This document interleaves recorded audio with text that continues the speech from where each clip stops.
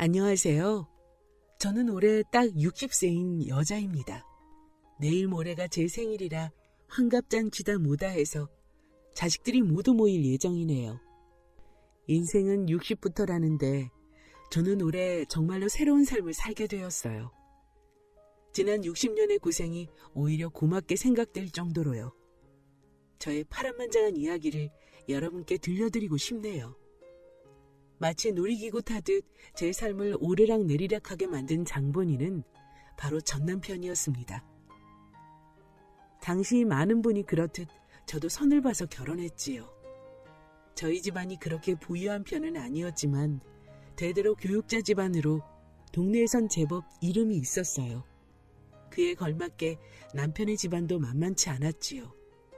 시아버님이 사업을 하셨는데 정부 정책을 타고 제법 크게 일어났거든요. 한마디로 갑자기 돈을 많이 번 집안이었습니다. 남편도 시아버님의 회사에서 일했는데 이야기를 들어보니 젊은 나이였는데도 제법 능력 있어 보이더라고요. 인물도 훤칠하고 돈도 많은 집안에 능력까지. 결혼하지 않을 이유가 없었지요. 결혼 후 몇 해는 행복했어요. 말 그대로 신혼이었지요. 점점 크게 일어나는 사업 때문에 남편은 항상 바빴지만 집에 돌아오면 저에게 정말 잘했어요. 그게 벌써 30년도 넘은 이야기인데 그때 아내에게 그렇게 잘하는 남편은 많지 않았을 거예요. 저도 학교에서 아이들을 가르치고 돌아오면 고생했다며 다리를 주물러주기도 하고 저녁을 차려주기도 했거든요. 그땐 정말 결혼하길 잘했구나 싶더라고요. 금술도 좋아 결혼하고 얼마 지나지 않아 금세 아이를 가졌고 첫째가 태어나고 이듬해 곧바로 둘째가 생겼지요. 저는 그렇게 평생 행복하게 살 줄 알았어요. 그런데 남편이 점점 변하기 시작했습니다. 아마 첫째가 초등학교 들어갈 무렵이었던 것 같아요. 일이 바쁘다며 점점 집에 늦게 들어오기 시작하더니 나중에는 아예 집에 들어오지도 않는 날이 많아지더군요. 그래서 여기저기 수소문을 해봤어요. 그랬더니 역시나 다른 여자와 바람을 피우고 있었던 겁니다. 20대 초반의 어린 여자와 수시로 만나고 있었더라고요. 정말 세상이 무너지는 것 같았습니다. 첫째는 이제 막 초등학교에 들어가고 둘째도 조만간 학교에 가게 될 텐데 이런 가족을 놔두고 바람을 피운 남편이 너무나 미웠습니다. 처음에는 당장 이혼하려고 했어요. 믿음을 배신한 남편과는 하루도 같이 살기 싫었으니까요. 그런데 저희 부모님이 굳고 말리시더라고요. 예, 남자가 사업하다 보면 그런 일도 있을 수 있는 거잖니. 이번 한 번만 눈 딱 감고 넘어가 줘라. 그게 무슨 소리야, 엄마. 엄마, 내 친엄마 맞아? 어떻게 여기서 그 사람 편을 들 수가 있어? 편을 드는 게 아니라 내가 너무 예민하게 구는 것 같아서 하는 소리다. 사실 말이야 바른 말이지. 이번 일 말고 김서방이 뭐 실수 하나 하는 거 있더냐? 능력이 있어서 돈도 잘 벌어오고 처가에도 잘하고 말이야. 그러니 이번에는 내가 참아라. 그게 무슨 소리야? 엄마, 김서방한테 뭐 받은 거 있어? 응? 아니 그런 게 아니라 빨리 말해봐. 뭘 받았는데? 알고 보니 얼마 전 엄마가 아빠 몰래 들었던 개가 있었는데 개주가 갯돈을 가지고 도망치는 바람에 제법 큰 돈을 잃으셨더라고요. 평생을 학교 선생님으로 사시며 누구보다 엄격하신 아빠가 그걸 아셨다가는 한바탕 난리를 칠 게 뻔해서 엄마는 말도 못하고 며칠을 끙끙 앓았고요. 그런데 그걸 어떻게 알았는지 어느 날 남편이 찾아와 엄마에게 돈을 드렸더군요. 덕분에 엄마는 마음의 짐을 덜었지만 김서방에게 마음의 빚을 지게 된 거였어요. 그 사실을 알고 나니 맥이 탁 풀리더군요. 어린 여자와 바람난 남편은 미웠지만 엄마를 생각해 딸인 저마저도 모르게 돈을 들인 남편은 또 그렇지 않았거든요. 사실 이번 외도 말고는 남편이 뭔가 잘못한 것도 없기도 했고요. 그 후로 고민을 참 많이 했습니다. 하루에도 몇 번씩 이혼을 할까 말까 오락가락했지요. 그러니 아무래도 제 태도가 이상해질 수밖에 없었어요. 그러자 눈치 빠른 남편은 제가 자신의 외도를 알았다는 것을 눈치채고 재빨리 상건녀와의 관계를 정리해버리더군요. 여보, 미안해. 내가 잠깐 정신이 나갔었나 봐. 나 그 여자랑 다 정리했어. 이번 한 번만 용서해줘. 정말 이번이 마지막이야? 한 번만 더 바람 같은 걸 피웠다가는 그대로 이혼이니까 알아서 해. 결국 저는 마음이 약해져 그렇게 엄포를 놓는 것으로 정리해버렸습니다. 외도한 남편이 미워서 이혼까지 생각하기는 했지만 커가는 아이들 생각하면 그것도 쉬운 일은 아니더라고요. 그렇게 남편은 다시 마음을 잡는 것 같았습니다. 전에는 이를 핑계 삼아 여자가 나오는 술집에 가기도 했었는데 외도를 들킨 이후로는 그런 것까지 딱 끊더군요. 그래서 이제는 정말 제대로 마음을 잡는구나 싶었어요. 그렇게 몇 년이 흘렀습니다. 그 사이 시아버님이 물러나시고 남편이 사업을 물려받았는데 남편의 사업 수완이 워낙 좋아 시아버님이 하셨을 때보다 사업이 더 커졌지요. 그만큼 일이 바빠져서 정말 눈코 뜰 새가 없어 보였어요. 그러자 잊어버렸던 예전의 일이 떠오르더군요. 혹시 또 일을 핑계로 바람을 피우고 있는 건 아닌지 의심이 들었던 거지요. 한번 의심이 들기 시작하니 걷잡을 수 없이 커지기 시작하더라고요. 그래서 하루는 밤이 늦었는데도 집에 들어오지 않길래 전화를 했더니 사무실이라고 하더군요. 그래서 직접 확인할 생각으로 간단히 야식을 만들어서 회사로 갔지요. 그랬더니 사장인 남편을 포함해서 몇 명인가 직원들이 남아 늦게까지 일하고 있더라고요. 그 모습을 보고서야 저는 의심을 완전히 풀었어요. 아, 이 사람이 정말 일 때문에 정신이 없는 거구나. 이제 바람은 피우지 않겠구나 하고 말이지요. 하지만 그건 제 착각이었어요. 한번 다른 여자에게 눈 돌린 남자는 결국 다시 외도를 하게 되더군요. 남편은 그렇게 일이 바쁜 와중에도 젊은 여직원과 눈이 맞았던 겁니다. 그 사실을 알았을 땐 화가 나기보다는 허탈하더군요. 당시 제 나이가 40대 초반이었는데 눈이 맞은 여직원은 또 20대였었거든요. 정말 이 남자가 어린 여자여 한장했구나 하는 생각이 드니 화를 내고 싶은 마음도 사라져버렸지요. 하지만 이번엔 전처럼 쉽게 넘어가지 않더군요. 우리 이혼해. 뭐? 당신 지금 뭐라고 했어? 이혼? 그래. 나 이제 더는 당신을 사랑하지 않아. 나 사랑하는 사람이 생겼어. 사랑 같은 소리 하네. 내가 당신을 사랑해서 지금까지 같이 산 줄 알아? 당신은 가장이야. 아이도 둘이나 있다고. 어린 여자애랑 바람난 것까진 어떻게 이해해보겠는데. 뭐? 이혼? 나 진심이야. 그 여자랑 다시 시작해보고 싶어. 그리고 우리 아이도 있어. 뭐? 누군가 제 머리통을 망치로 친 것 같이 멍해지더군요. 아이라니, 이혼이라니, 다른 여자와 바람을 피웠던 것도 용서해준 저에게 되려 이혼을 이야기하는 남편이 황당하고 어이가 없었습니다. 그래서 단호하게 이야기했지요. 절대로 이혼 못 해준다고. 이대로 평생 너 괴롭혀줄 테니 이혼은 꿈도 꾸지 말라고 했어요.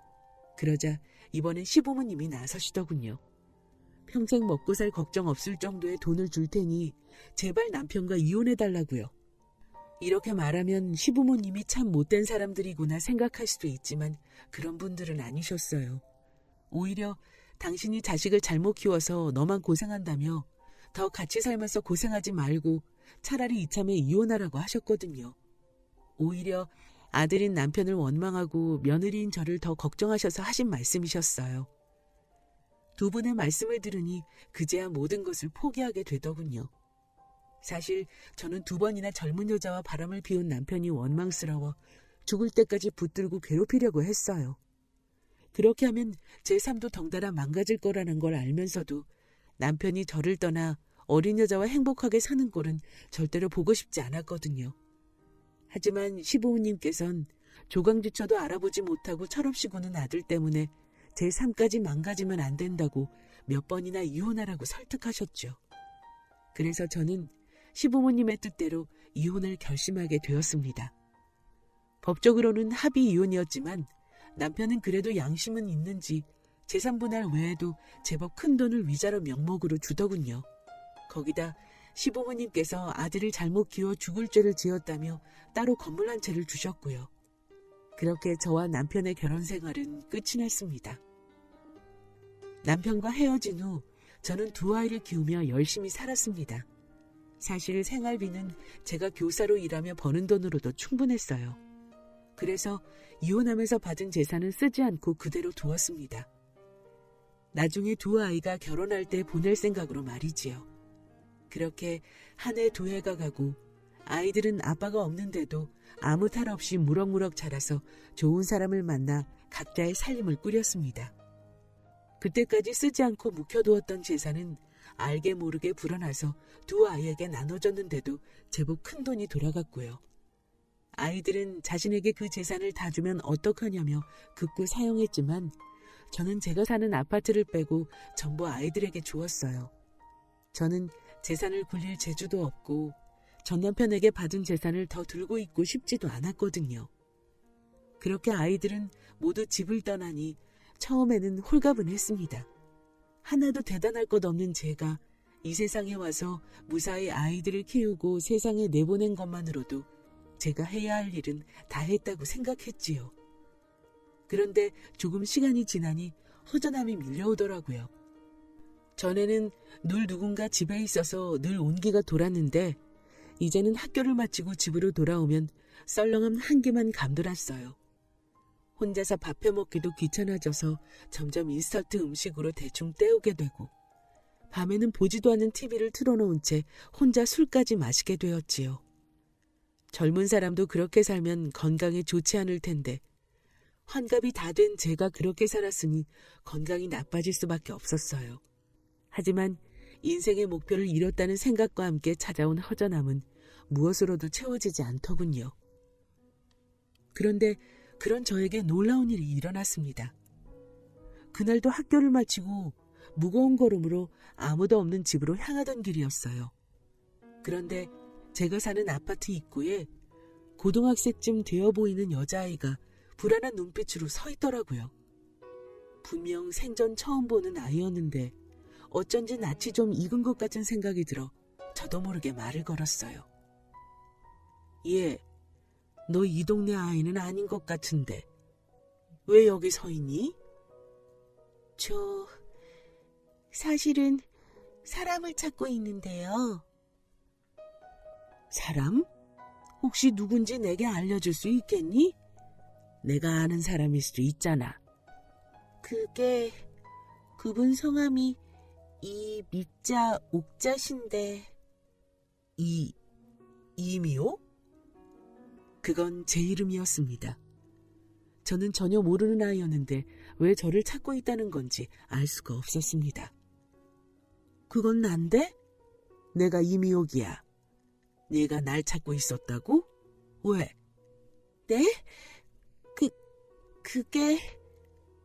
그때 아이의 배에서 꼬르륵 하며 엄청난 소리가 나더군요. 소리만 들어보면 며칠은 굶은 것 같았어요. 안 되겠다. 여기서 이러지 말고 뭐라도 좀 먹으면서 이야기하자. 예? 아니에요. 저는... 내가 배고파서 그래. 어차피 집에 마땅히 해먹을 것도 없으니 근처 식당으로 가자. 소고기 국밥 좋아하니? 네, 뭐든 다 잘 먹어요. 저는 그 길로 아이를 데리고 근처 식당으로 갔습니다. 국밥과 수육을 시켜주니 정말 개눈 감추듯 먹더라고요. 어찌나 맛있게 먹던지 보는 제가 다 흐뭇해질 정도였습니다. 그렇게 제가 앞에 있다는 사실도 잊은 채 맛있게 음식을 먹은 아이는 배가 차고 나자 얼굴을 붉히며 말을 꺼내더군요. 그런데 사연이 참... 저를 찾아온 여자아이는 이혼한 전 남편의 아이였어요. 같은 회사의 젊은 여직원과 나왔다던 아이였던 거지요. 전 남편은 제게 그랬던 것처럼 처음에는 식구들에게 엄청 잘했다고 하더군요. 하지만 아이가 초등학교에 들어가고 아이 엄마의 나이가 30대 중반에 접어들기 시작하자 남편의 못된 버릇, 그러니까 젊은 여자에게 손을 대는 버릇이 또 도졌던 모양이었습니다. 전 남편의 바람이 시작되자 아이 엄마는 스트레스를 견디지 못하고 정신줄을 놓아버렸더군요. 고작 초등학생이었던 아이는 엄마를 정신병원에 입원시켜놓고 집에 들어오지도 않는 아빠 때문에 고아나 마찬가지로 살았다고 했습니다. 아무리 어린아이지만 점점 나이를 먹을수록 아빠가 밖에서 무슨 짓을 하고 돌아다니는지 눈치를 챘다더군요. 엄마가 멀쩡히 살아있고 심지어 아빠 때문에 정신병원에 입원까지 한 상황이었는데도 아빠는 정신을 못 차리고 여전히 어린 여자를 쫓아다니고 있었더라고요. 아이는 그런 아빠가 죽이고 싶을 만큼 미웠지만 그런 아빠가 주는 생활비가 아쉬워 어쩔 수 없이 집에 붙어 있을 수밖에 없었다고 했습니다. 그런데 그런 생활도 그리 오래 이어지지는 못했더라고요. 나이를 먹을수록 회사 일은 뒷전이고 어린 여자만 쫓아다니던 전 남편이 급기야 어린 여자아이에게 돈을 주고 원조교제까지 한 모양이더라고요. 그 사실이 발각되어 전 남편은 구속되었는데 그 사이 호시탐탐 회사를 노리던 사람들이 사업을 통째로 삼켜버렸던 겁니다. 출소한 전 남편은 순식간에 빈털터리가 되었는데도 정신을 못 차리고 젊은 여자를 쫓아다니다가 급기야 꽃뱀에게 돈까지 뜯겨 남은 재산까지 모조리 털리고 말았던 겁니다. 결국 살던 집까지 압류돼서 갈 곳이 없었어요. 엄마는 어떻게 되셨니? 작년에 돌아가셨어요. 그 얘기를 듣는데 저도 모르게 울컥 눈물이 나오더라고요. 세상에 이 어린 것이 버려지다시피 큰 것도 모자라 하나뿐인 엄마를 정신병원에서 잃어버렸다니. 아이의 팔자가 너무나 애처로웠습니다. 그래서 날 찾아온 거니? 네. 예전에 아빠가 지나가듯 말씀하신 게 기억이 나서요. 어떤 식으로 이야기가 나왔는지는 기억하지 못했지만 제 이름만은 똑똑히 기억하고 있었더군요. 엄마는 죽고 아빠는 빚쟁이에게 쫓겨 어딘가로 사라지고 게다가 살던 집까지 빼앗긴 아이는 지푸라기라도 잡는 심정으로 저를 찾아온 것이었습니다. 제가 남편에게 받은 아파트에 아직도 살고 있지 않았다면 그것마저도 쉽지 않았겠지만요. 그러면 갈 곳도 없겠구나? 네. 아버지가 돌아가신 것도 아니라서 고아로 지정되지도 않더라고요. 그래서 이제 막 고등학교 1학년. 한창 친구들과 어울리며 꽃을 피울 나이인데 아이의 얼굴에는 그늘만 잔뜩 드리워져 있었습니다. 그 모습을 보고 있자니 제 마음이 너무나 아프더라고요. 전 남편이 다른 여자와 낳은 아이. 사실 저와는 아무 상관도 없었지만 아이의 처지가 너무 딱하다는 생각이 들었어요. 그래서 아이에게 조심스럽게 말했지요. 그럼 우리 집에서 같이 살래? 어차피 아줌마도 혼자라 큰 집에서 혼자 살기 외롭기도 했거든. 그래도 되나요? 그럼 부담스러워하지 말고 우리 집으로 오렴. 그렇게 저는 상간녀의 딸과 함께 살게 되었습니다. 아이는 그간 얼마나 눈칫밥을 먹고 살았는지 그럴 필요가 없다는데도 그렇게 제 눈치를 보더군요. 학교가 끝나고 집에 돌아오면 제가 돌아오기 전에 집을 전부 청소해놓고 가끔은 저녁까지 만들어놓고 기다리는 일도 있었습니다. 그 모습이 예뻐 보이기도 했지만 한편으로는 얼마나 눈치를 보며 살았으면 그럴까 안타까운 마음도 들더라고요. 그래서 아이가 나서기 전에 제가 먼저 집을 청소하고 요리를 만들었습니다. 혼자 살 때는 귀찮아서 요리 같은 건 잘 하지도 않았어요. 그런데 고작 식구 하나가 늘어난 것 뿐인데도 요리하는 게 즐겁더라고요. 그렇게 갖가지 요리를 해놓으면 아이는 너무나 맛있게 먹어주었고요. 아이는 그런 제게 늘 미안해했지만 저는 아이가 맛있게 먹는 모습을 보는 것만으로도 보상받는 기분이었습니다.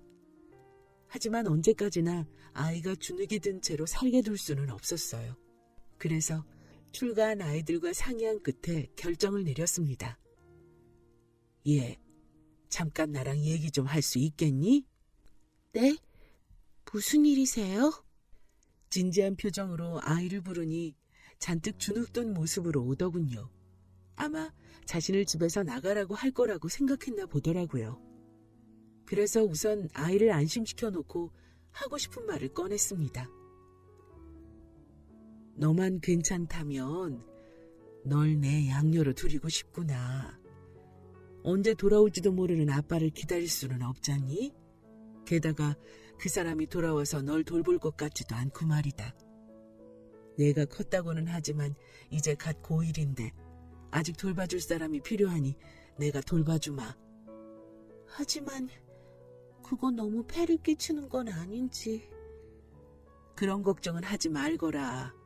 난 오히려 내가 집에 있어서 얼마나 즐거운지 몰라. 내가 싫다고 해도 오히려 내가 붙잡고 싶은 마음이란다. 그러니 너무 어렵게 생각하지 않았으면 좋겠다. 아이는 무척이나 갈등하더군요. 이제 와서 자신을 버린 아버지를 걱정하는 건 아니겠지만 자신이 상간녀의 딸이라는 것 때문에 고민하고 있었어요. 저는 그런 아이를 걱정하지 말라며 다독였고요. 그렇게 몇 달의 고민 끝에 결국 아이가 결정을 내렸어요. 제 양녀가 되기로 한 거지요. 저는 아이를 호적에 올리자마자 다른 언니 오빠에게 소개해 주었어요.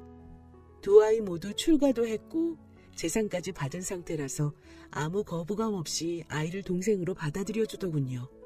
게다가 나이 차이도 커서 뒤늦게 어린 동생을 얻은 느낌이라며 무척이나 잘해주더군요.